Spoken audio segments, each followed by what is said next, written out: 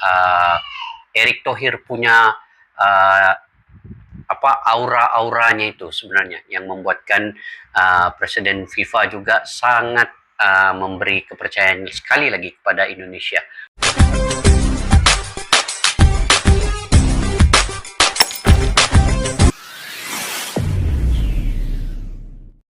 Assalamualaikum dan salam sejahtera. Oke guys, hari ini saya ingin mereaksi berita baik guys. Berita terbaru yaitu Indonesia comeback ataupun Bapak Erick Thohir comeback dan kembali memenangi hati Presiden FIFA apabila Piala Dunia U20 yang baru-baru lepas kemarin dibatalkan, kini comeback untuk Piala Dunia U17 pula yang resminya akan berlangsung di Indonesia guys. Mudah-mudahan kita doakan berita ini berita yang benar, sahih dan juga telah disahkan oleh PSSI dan hanya menunggu laporan ataupun pengumuman yang resmi daripada FIFA dan surat resmi. Itu kita mendoakan bersama-sama guys.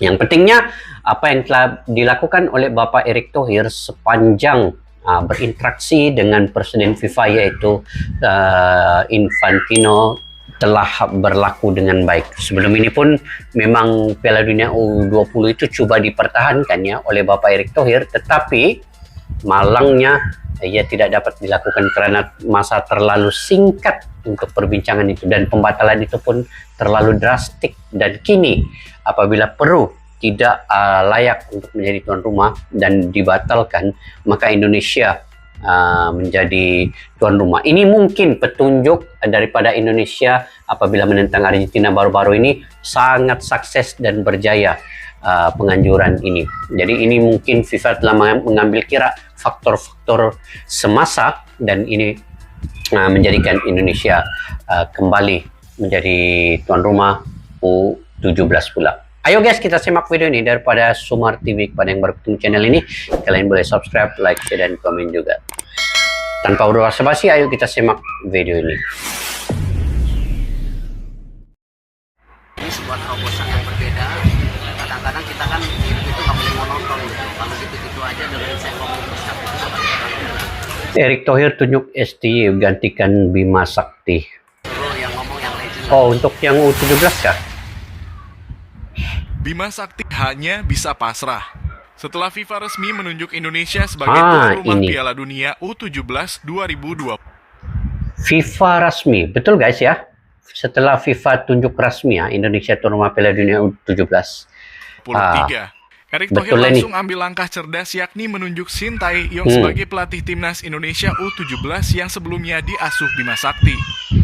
Seperti kita ketahui, Indonesia akhirnya kembali mendapat kepercayaan FIFA. Kali ini Piala Dunia U170 2023 resmi akan digelar di Indonesia setelah tuan rumah sebelumnya Peru memutuskan untuk mundur. Alasannya diketahui karena Peru tidak siap dalam menyediakan infrastruktur, mereka tidak punya stadion yang memadai seperti yang dimiliki Indonesia. Adapun Piala Dunia U170 2023 nantinya bakal digelar mulai 10 November hingga 2 Desember 2023. Sebelumnya Indonesia sudah batal menjadi tuan rumah Piala Dunia U20 2023. Padahal timnas Indonesia U20 di bawah asuhan Shin Tae-yong sudah berusaha mempersiapkan pasukan dengan baik. Namun kali ini justru timnas Indonesia U17 yang akan mentas di Piala Dunia U17 2023. Sementara skuad Garuda U17 sendiri diasuh oleh Bima Sakti sebelumnya. Hal tersebut lantas menjadi salah satu sorotan.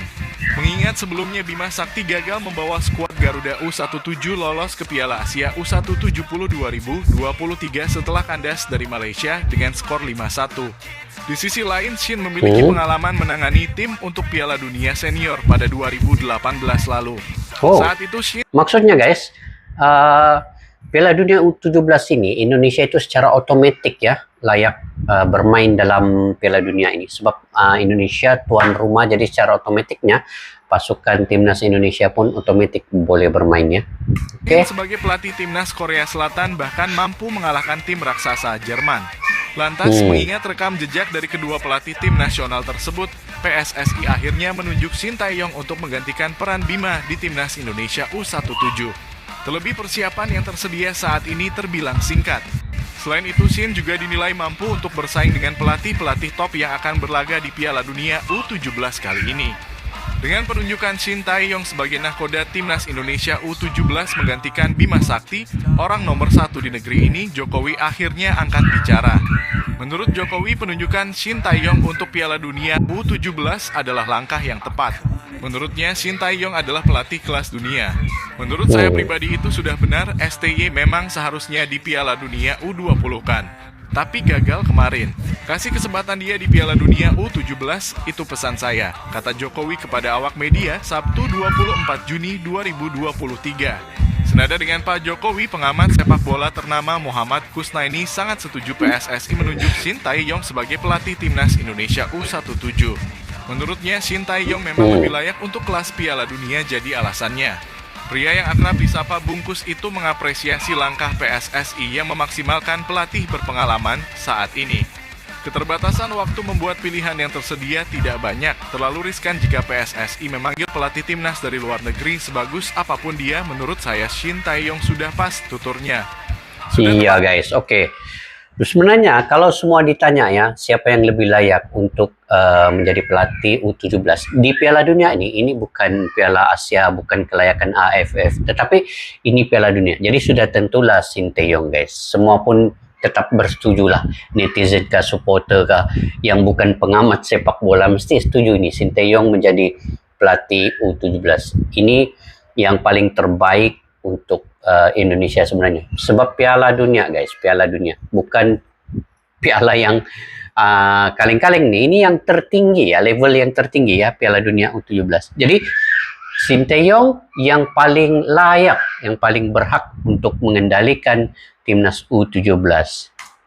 Memaksimalkan pelatih yang ada dan punya pengalaman. Shin Tae-yong yang pernah menangani Timnas Indonesia U19 yang dipersiapkan untuk Piala Dunia, kata Bungkus menambahkan.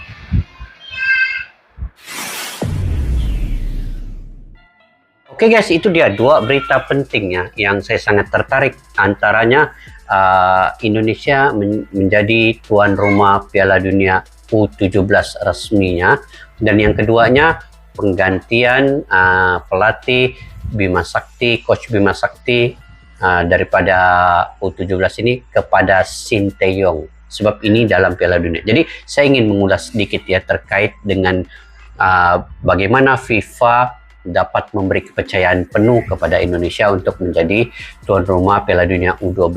Pertamanya, saya ingin menyebutkan di sini ialah ini adalah efek ataupun kesan dampak daripada perlawanan di antara Indonesia dengan Argentina baru-baru ini, yang mana secara tersusun, secara teratur dan tidak berlaku perkara-perkara yang tidak diingini.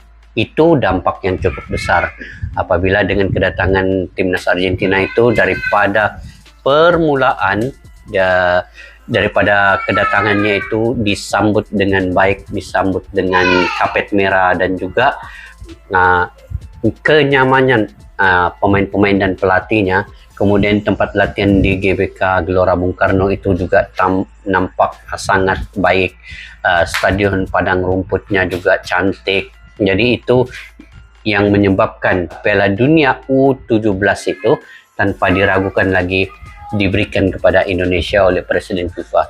Ketika perlawanan juga Argentina dengan Indonesia, nampak sangat supporter yang ada di stadion maupun di luar stadion itu begitu beradab sekali, menjaga tata tertib, dan memang tidak ada berlaku sebarang masalah yang di luar jangkaan ataupun yang negatif. Semua positif, semua mengambil kira apa yang telah terjadi yang terdahulu.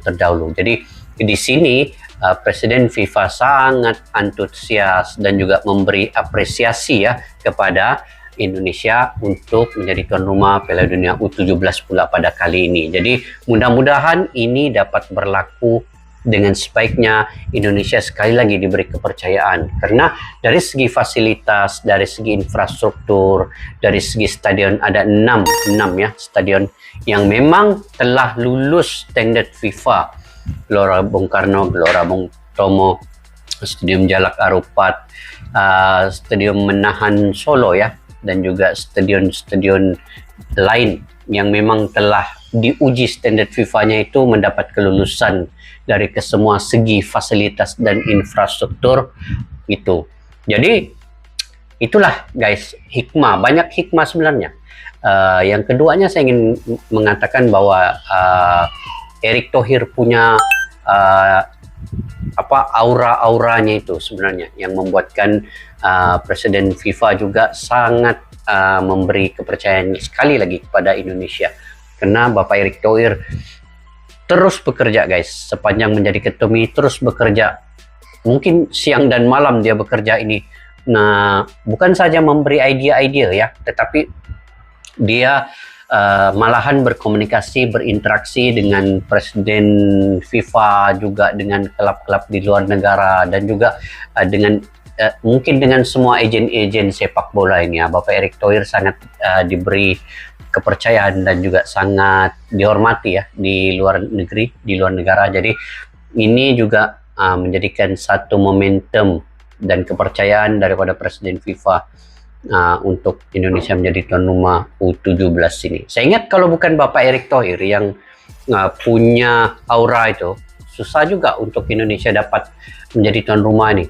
Tetapi yang pentingnya di sini ke semua kepimpinan tempatan lokal yang ada di Indonesia itu dapat bersatu hati ya, dapat bersatu hati untuk menjayakan event Piala Dunia, piala terbesar, Piala Dunia U17 ini juga di antara yang terbesar selain daripada Piala Dunia Senior, U20 dan kini U17 ini juga. Yang keduanya juga saya ingin mengatakan bahwa dari segi pelatih yang akan mengendalikan U17 ini, yaitu Sinteyong, itu sangat tepat sekali. Tidak boleh dinafikan, tidak boleh diragukan lagi. Sebab ini adalah event Piala Dunia U17. Perlu seorang pelatih yang berpengalaman seperti Sinteyong gitu. Sebenarnya Bima Sakti juga bagus, tetapi mungkin dari segi kelayakan di dalam Piala Dunia ini, Sinteyong lagi berkelayakan dan juga mempunyai konsisten dalam setiap perlawanan dan juga peringkat umur yang telah pernah dikendalikan oleh Sinteyong. Jadi itu sudah tentu Sinteyong itu adalah yang paling utama mengendalikan pasukan timnas U17 ini. Jadi saya ingat itu saja guys. Tahniah, selamat kepada Indonesia.